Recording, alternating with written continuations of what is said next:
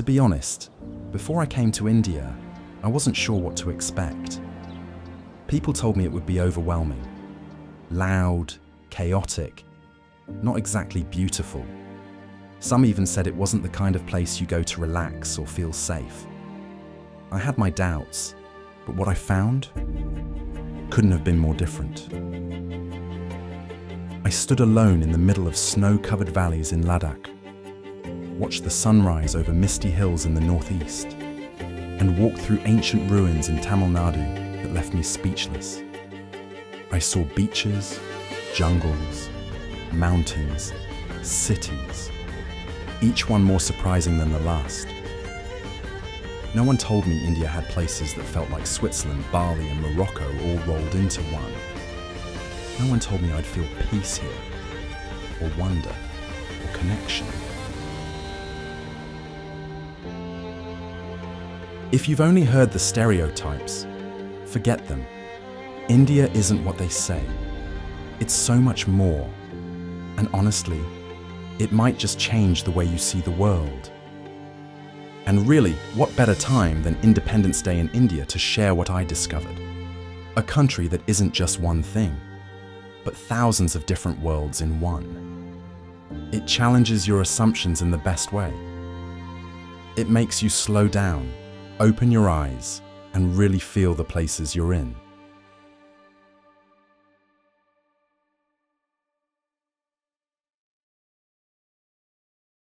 Ladakh. I never expected to be this blown away by a place in India. Honestly, Ladakh wasn't even on my mind when I thought about India's beauty. But the moment I arrived, I realized how little I knew. The landscape here feels like something out of a movie. Vast skies that go on forever. Lakes so vividly blue they almost don't look real. And deserts that meet icy rivers in ways I never imagined.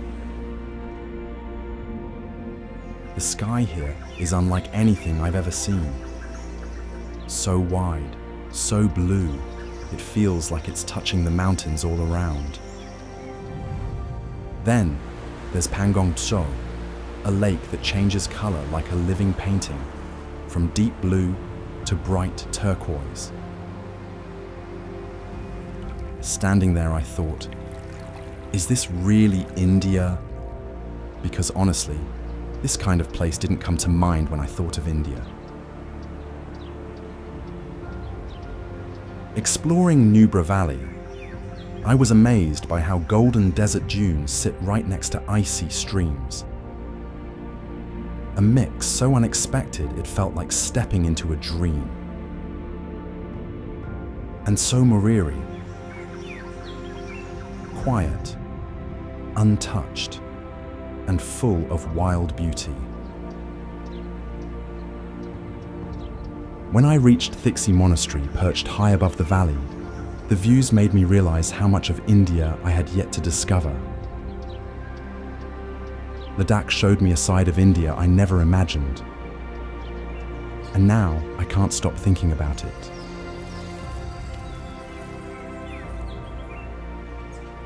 After witnessing the raw, otherworldly drama of Ladakh, I honestly thought nothing else could match that level of wonder. I was wrong. Uttrakhand didn't try to compete. It offered something completely different. It was softer, quieter, and in many ways, even more unexpected. I arrived in Gangotri village thinking it would just be another mountain stop. But it felt like time had slowed down. No noise, no rush, just crisp air, pine trees, and distant snow peaks watching over tiny stone houses. It was the kind of place that made me stop scrolling, stop thinking, and just be present. Then came Dayara Bugyal, and this one genuinely caught me off guard. A vast open stretch of emerald grassland sitting high above the world, framed by ridgelines that stretch forever. The sky felt closer. The silence was almost cinematic. The view didn't just look beautiful, it felt powerful. Mussoorie was a surprise too. Old world charm, narrow streets, fog slipping through deodar trees. It felt like walking through a quiet British novel. And just when I thought the surprises were done, Haridwar offered the most unexpected gift: stillness in the middle of motion. Watching the Ganges shimmer at sunset felt grounding, peaceful, almost like a soft exhale after a long journey. Uttrakhand didn't just change my route, it shifted my entire pace. And honestly, I didn't want to leave. Leaving Uttrakhand, I thought I had finally settled into India's rhythm. But as I crossed into Himachal Pradesh, the scenery shifted again, almost like the country was changing its mood. The moment I crossed into Spiti Valley, the rugged terrain, towering cliffs and vast open spaces made me feel like I'd stepped into a place frozen in time. Wild, raw, and unlike anywhere I'd ever seen before. And then I spotted Danka Monastery, perched right on the edge of a cliff, like it was daring the mountains to knock it down. I just stood there, wide-eyed, trying to wrap my head around how something so fragile-looking has survived up there for centuries.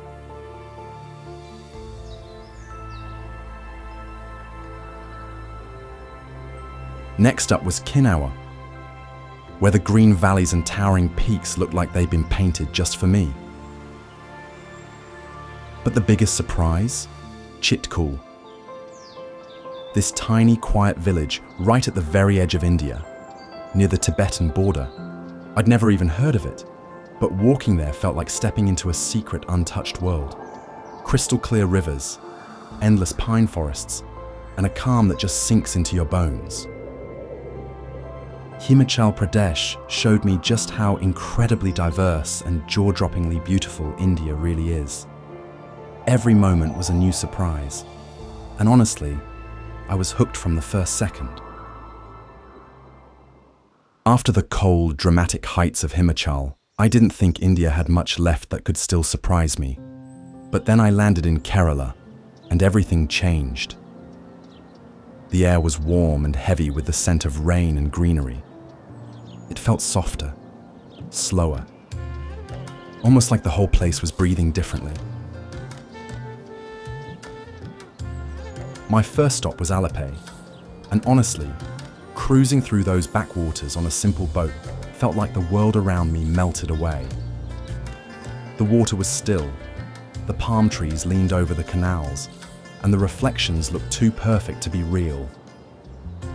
Then came Varkala, this wild stretch of red cliffs and blue sea that looked nothing like the India I had imagined.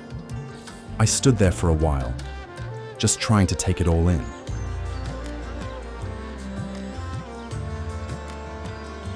Munnar felt like nature's retreat. The hills were draped in endless tea gardens, like a soft green carpet that never ended. The early mornings were covered in mist, and the light filtered through the clouds so gently, it felt magical. The silence, the cool breeze, the smell of fresh leaves, it was healing. And then Kovalam, a beach town that felt like it was built for peace. The sand was soft underfoot, the waves rolled in gently, and the sunsets painted the sky in deep golds and purples. It wasn't loud or flashy, it was calm, perfect for just sitting and watching the day fade away. Kerala didn't just shift the mood, it shifted something in me. It made me realize that India isn't just one story, it's hundreds. After soaking in the calm greenery of Kerala, I didn't think anything could feel more peaceful. But Rajasthan didn't try to compete. It offered something entirely different. And honestly, I didn't expect to be this moved by a desert. Udaipur was my first stop. It's called the City of Lakes, but no name really does it justice. The way the palaces rise from the water, the reflections shimmering in the morning light, it felt almost unreal. Everything looked like it had been pulled from an old painting. There was something so effortlessly graceful about it all. I remember just sitting by the lake, not saying a word, just taking it in. That silence. It was rare and it meant something. Then came Jodhpur, and it genuinely took my breath away. The entire city is washed in calming shades of blue, glowing softly under the desert sun. It felt warm, not just in temperature, but in spirit. And high above it all, Mehrangarh Fort stood like a silent monument to time, bold, beautiful, and humbling.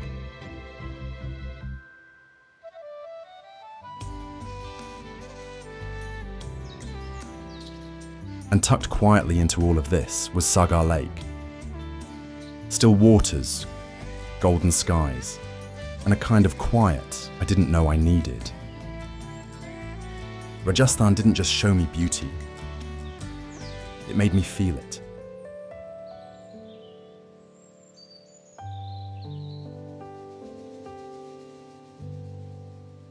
After the golden warmth of Rajasthan, I wasn't sure what to expect next.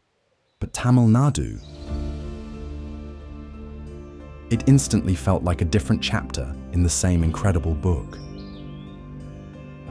Lush hills, wide open skies, and an atmosphere that was calmer, softer, like the state itself was inviting me to slow down and look closer. My first stop was Pumbarai village, nestled deep in the hills near Kodaikanal. The landscape looked like a patchwork quilt, terraced farms cascading down the mountains with tiny homes painted in cheerful colours. Mist moved lazily through the valley, and for a while it felt like time itself had paused. It was peaceful in a way I hadn't felt anywhere else in India. Karaikudi was full of charm. Elegant old mansions with detailed architecture, hidden courtyards, and a timeless grace that gave the whole town a quiet dignity. Then came Dhanushkodi, a wind-swept stretch of land where two seas meet. Abandoned after a cyclone, the place feels mysterious, half forgotten, yet breathtaking. Endless water on both sides, crumbling remains of a once busy town, and skies that stretched forever. Finally, Mahabalipuram felt like walking through an ancient dream. Giant rock carvings stood strong beside the ocean, their edges smoothed by centuries of wind and salt. It was quiet, powerful, and strangely humbling. Tamil Nadu wasn't loud or flashy. It whispered its beauty, and I listened.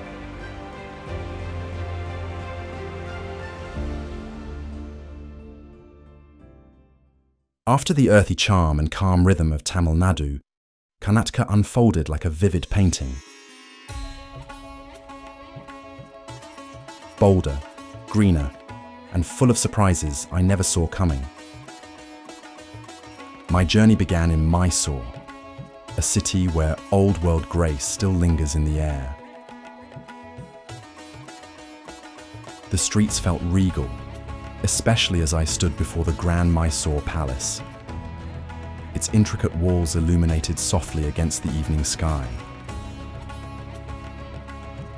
There's a calm confidence in Mysore, elegant, grounded, and unforgettable. From there, I followed the coastline to Maravanthi Beach. where the beauty truly caught me off guard. The turquoise sea shimmered under the open sky, and the soft curve of golden sand seemed to stretch forever. On one side, waves rolled in gently, while on the other, still waters reflected the sky like glass. It was a place where land and sea met in perfect balance.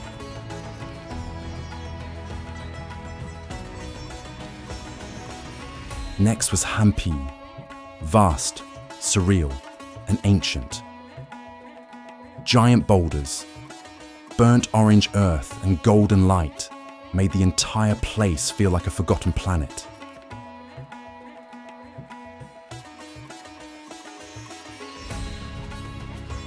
And then came Madikeri, nestled in the lush hills of Coorg.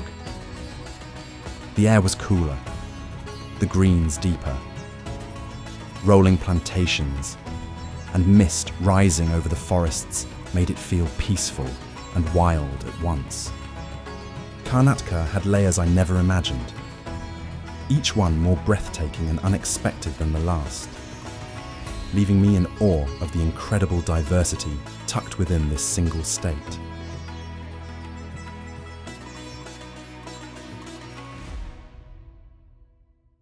Leaving Karnataka's lush calm behind, Uttar Pradesh hit me like a vivid time machine, where every fort, quiet riverside, and weathered street whispered stories I never expected to find. In Agra, the iconic Taj Mahal wasn't just a monument, it was poetry in marble, more mesmerizing than any photo or story I'd ever heard. Seeing it glow in the soft morning light felt like a dream I didn't want to wake from.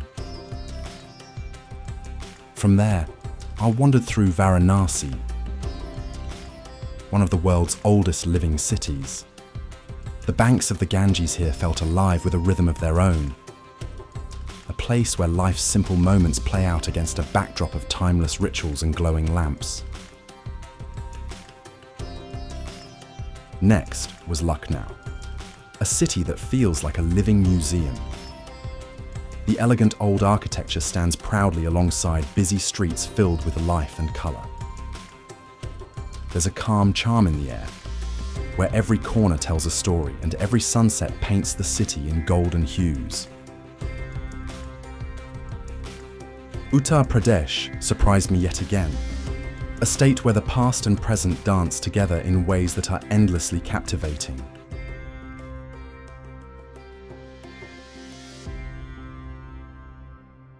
After exploring the layered stories of Uttar Pradesh, I found myself craving something quieter, something untouched.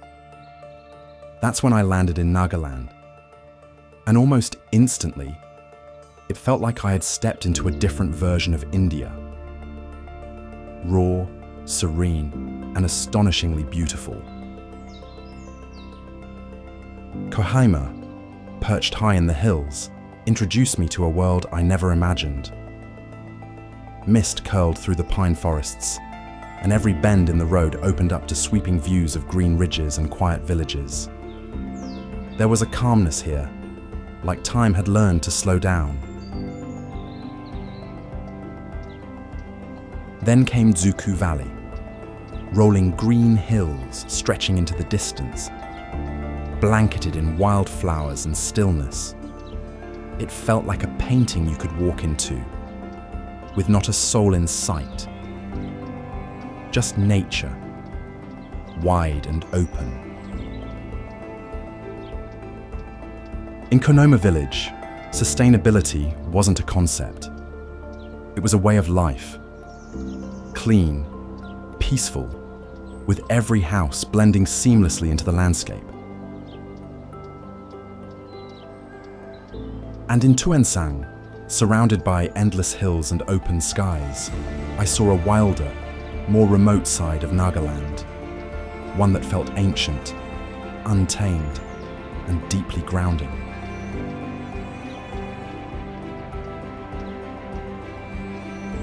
Nagaland wasn't loud. It didn't need to be. Its beauty speaks in silence, and that's what makes it unforgettable.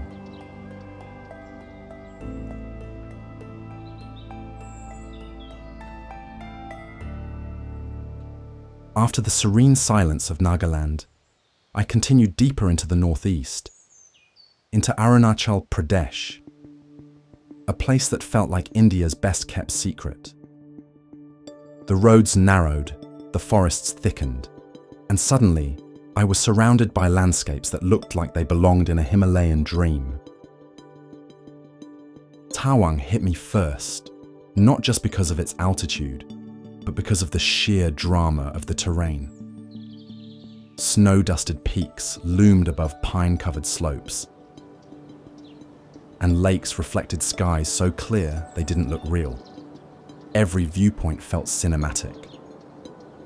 But it was Sella Lake that truly left me breathless.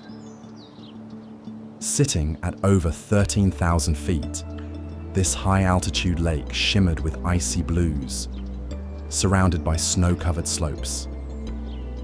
Mist floated over its still surface, and for a moment, everything was quiet. Just me, the wind, and this otherworldly slice of nature. Then came Zero, nestled in the gentle hills. The contrast was striking. Here, bamboo groves swayed over lush rice fields, and time seemed to slow down.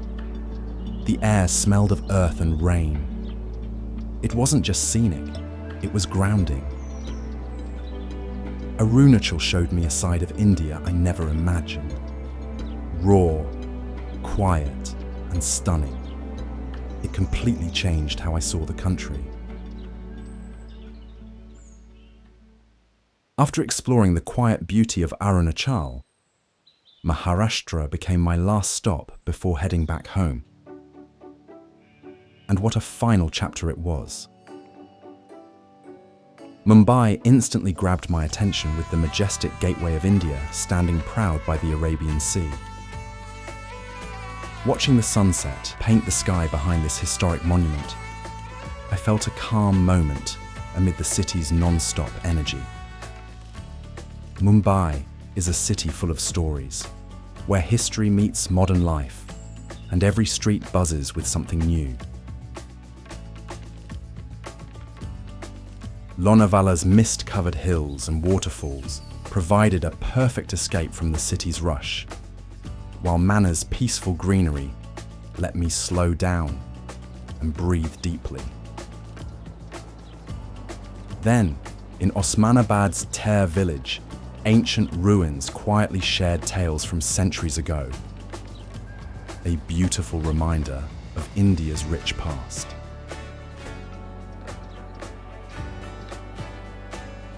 Looking back at my entire journey, from the stark landscapes of Ladakh, the serene valleys of Uttrakhand and Himachal, to the lush backwaters of Kerala, and the vibrant hills of the northeast, I realize India is a place of incredible diversity. Of course, some areas could be cleaner or better maintained, and infrastructure improvements would make travel easier. But these small challenges never overshadow the warmth, beauty, and stories waiting around every corner. Maharashtra, as my last destination, sealed my impression of India as a land that surprises, inspires, and stays with you long after you leave.